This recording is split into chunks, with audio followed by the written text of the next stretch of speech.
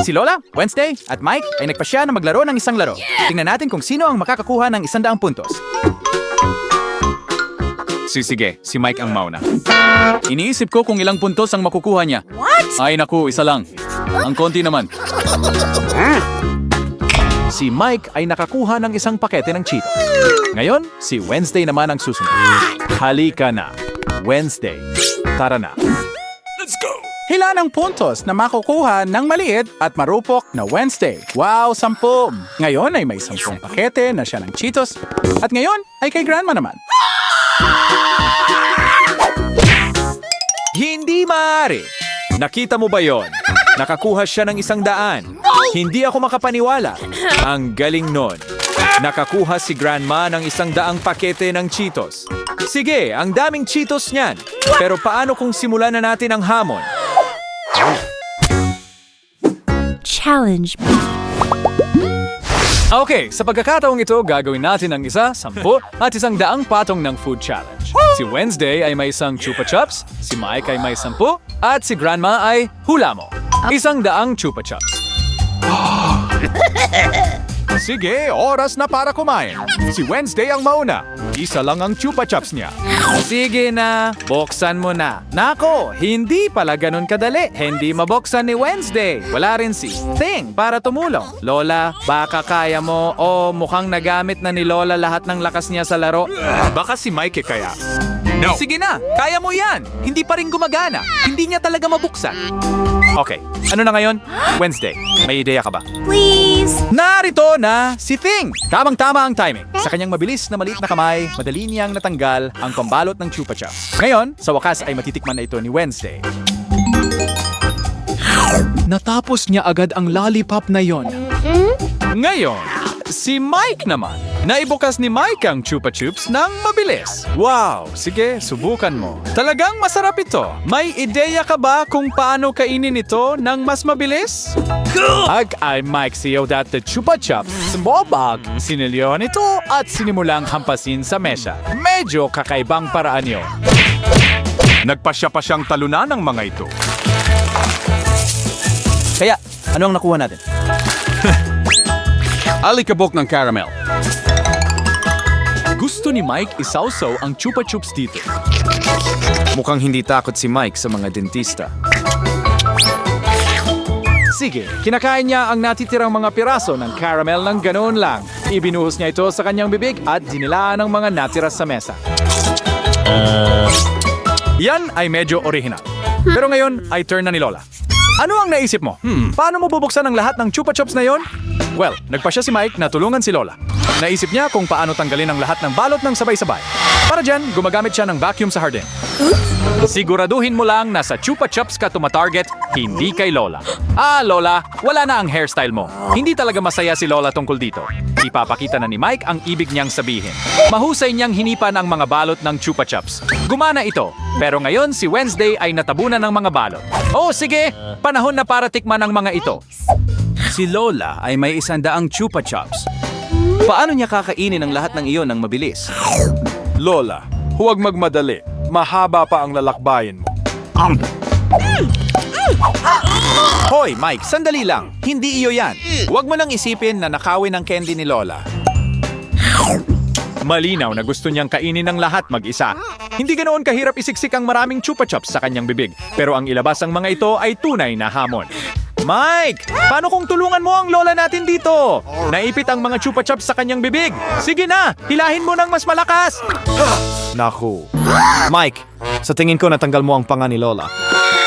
Sa tingin ko, kailangan ibalik ang panga kung saan ito nararapat. Lola, huwag ka nang mag-eksperimento ng ganyan. Mas mabuting kainin ang Chupa Chups isa-isa. Mas ligtas yun, maniwala ka sa akin. Mga kaibigan, sa tingin ko maaari na kayong magpahinga ngayon. Maraming dekada na ang lumipas. Sa wakas, kinuha na ni Lola ang kanyang huling Chupa Chups. Mga kaibigan, tumanda na kayo ng husto at si Lola ay sobrang pumayat. Butot balat na lang siya ngayon. Yes! Ano ang inihanda nila para sa'yo ngayon? Oh, iyan ba ay isang butil lang ng mais? Isa lang? Nakakalungkot naman. Paano naman ang iba? May 10 butil ng mais si Lola? At si Mike ay may isang buong mangkok. Dapat ay may mga 100 ang mga iyon. Ano ang gagawin mo sa lahat ng iyon? Nagsimula nang kumain si Mike. Hoy, sandali! Si Wednesday ang mauna. Ano ang gagawin mo dyan? Oo, malamang hindi gagana ang pagngat-ngat nito. Nagpasya si Wednesday na kailangan itong lutuin. Hoy, Wednesday, mag-ingat ka sa blowtorch na yan. Magdagdag tayo ng apoy at ang butil ng mais ay magiging popcorn. Wednesday, sa tingin ko natakot mo si Lola. Parang tumakbo siya palayo. Pero si Wednesday ay nagkaroon ng perpektong popcorn. Subukan mo. Oops! Bumabalik na si Lola para tumulong. Nagpasya siyang buhusan ng tubig mula sa balde si Wednesday. Walang nakakita na mangyayari iyon. Dahil natikman na ni Wednesday ang kanya, oras na ni Lola ngayon. Nagpasya siyang gumawa ng popcorn gamit ang plansa. Medyo orihinal yon. Tingnan natin kung paano ito lalabas. Maghintay tayo sandali. Tingnan natin kung ano ang susunod na mangyayari. Wow, gumana talaga ito. Ang life hack na ito ay epektibo at mas ligtas ito kaysa maglaro ng apoy at blowtorch. Ngayon, si Mike naman. Paano mo gagawing ganyan karaming popcorn? Wow, may totoong popcorn machine si Mike. Ang galing niyan. Lagyan sa maspraten butil mais. Sige, maghintay tayo sandali. Wow, ang daming popcorn na ginawa ni Mike. Maganda yun at ang saya-saya niya habang kinakain ito. Medyo nasobrahan ng excitement si Mike. Nagdesisyon siyang ibuhos lahat ng butil ng mais sa makina ng sabay-sabay. Sigurado ka bang magandang ideya yan? Kaya ba ng makina ang ganyang karami? Nako, nasira ang makina. Sa tingin ko, malapit na itong sumabog. Pero tingnan mo kung gaano karaming popcorn ang meron ka ngayon. Pwede kang gumawa ng popcorn angel imbes na snow angel. Mukhang hindi impressed si Wednesday at si Lola. Asas A and Prosen chewing gum. Ang sarap. Uzlos ay tabrising pars, and Wednesday ay isang sampos, and Mikey's ay turising da. Wow! Ang dami! Isang buong tore ng gum! Pero walang abala. Si Lola ang mauna. Sige na. Subukan mo na ang gum. Mukhang masarap. Maganda! Sandali lang, Lola! Dapat mong kainin lahat ng gum, hindi lang isang piraso. Sige na. Lola, naniniwala kami sa'yo. Ngayon, mas mabuti na yan. Ngayon subukan mo magpalobo ng bula. Kaya mo yan. Nako, sana sinabi mo agad na hindi mo alam kung paano magpalobo ng bula. Ngayon si Wednesday naman ang susunod. Mayroon siyang 10 pakete ng gum. Nagpasya siyang ilabas lahat ng sabay-sabay. Ngayon, nakagawa siya ng isang malaking bola mula sa lahat ng gum. Sa tingin ko, naisip ni Wednesday na gumawa ng paste mula sa gum. Inilalagay niya ang maraming gum sa isang espesyal na makina na parang baka. At ngayon pipigay na niya ang paste.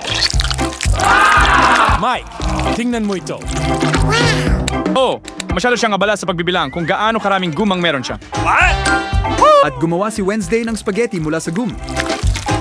Mukhang napakaganda at masarap. At ang maliit na baka na iyon ay napaka-cute. Halika, haplusin mo ang maliit nating baka. Subukan natin ang pasta. Makikita mong gusto ito ni Wednesday. Sige, ngayon naman ay kay Mike na. Hindi! Sandali, hindi ganyan. Ay, nako. Hinawakan niya ito mula sa ilalim at bumagsak ang buong tore. Sige, bilisan mo at tikman mo na ang gum. Kumusta naman? Nagpabula ng perpektong bula ng gum si Mike. Sa tingin ko, nagpasya si Mike na gawing mga bula ang lahat ng gum. Magandang ideya iyon. Nauwi siya sa napakaraming bula. Ngayon, lahat ay pwedeng maglaro nito. Mike, ano na naman ang naisip mo? Wow! Si Mike ay nagtatayo ng buong bahay ng mga bula. Hindi maaari. Ang astig nito. Tingnan mo ang lahat ng mga bola na ito. Ang dami nila. Mike, sa tingin ko lumilipad ka na. At naniniwala akong lumipad ka na ng masyadong mataas. Paalam, Mike! Mag-subscribe sa aming channel, pindutin ang like button at mag-iwan ng komento. Sabihin sa amin kung aling hamon ang pinakagusto mo. Hanggang sa muli.